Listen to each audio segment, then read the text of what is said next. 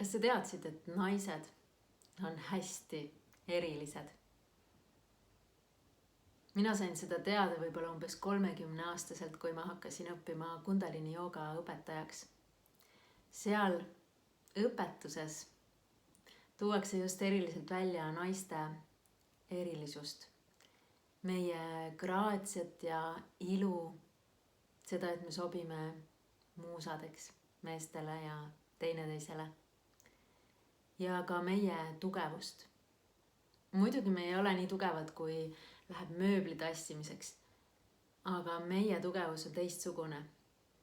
Ja võib-olla sa oled märganud, et sa oled emotsionaalselt vastupidavam. See on sellest, et jooga järgi on meie närvisüsteem kordi ja kordi tugevam. Ja see ei ole lihtsalt niisama. Alati tuleb mingi kingitusega kaasa ka mingi kohustus. Ja see on see, et meil on võimalus sünnitada lapsi ja kasvatada neid. Ja just meie küljes ripuvad väikesed lapsed, kellel ei ole veel vahetunud piimahambad jäävhammaste vastu. Nii et umbes 7 aastat on meie töö hästi intensiivne ja see meie endi arvelt. Ja meie keha ja närvisüsteem on selleks varustatud kõige vajalikuga. Aga selliste kingitustega tuleb kaasa ka vastutus hoolitseda enda eest rohkem ja teistmoodi, veel paremini, kui võib-olla mehed enda eest. See tähendab, et me peame tähelepanu pöörama oma unele ja toidule,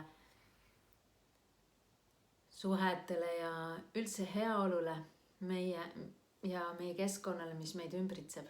Nendele mõtetele, mida me mõtleme, hingamisele, riietusele, ilule.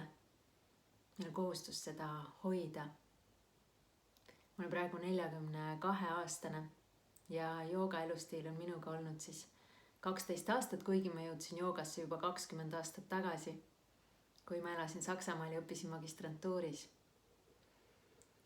Aga see ei ole nagu selline matil jooga minu jaoks enam ammu. Sellest on saanud minu elustiil ja sellel minikursusel ma tahaksin sinuga jagada 4 lihtsat nippi.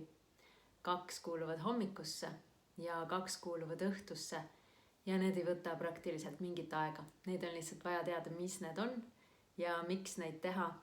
Need on minu elustiili häkid ja ma jagan neid hea meelega sinuga ka.